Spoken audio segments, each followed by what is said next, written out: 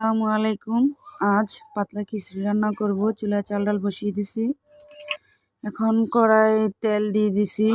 এই যে পেঁয়াজ রসুন দেব, গরুর গোস্ত ছেঁচা আগে থেকে ছেঁচে রেখেছি।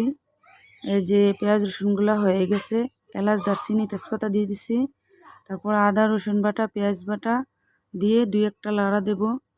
দিয়ে 2-1 মিনিট হয়ে গেলে যাতে কাঁচা গন্ধটা চলে যায়, তখন একটু গরম পানি দিয়ে হলুদ, মরিচ, লবণ, জিরা গুঁড়া, ধনিয়া গুঁড়া দিয়ে কয়েকটা লাড়া দিয়ে দিব, যাতে মশলাটা কষে একদম তেলটা মশলার উপরে চলে আসলে গরুর গোস্তটা ওটার মধ্যে দিয়ে দেব, যাতে গোস্তটাতে একটু পানি দেব যাতে গোস্তটা সিদ্ধ হয়।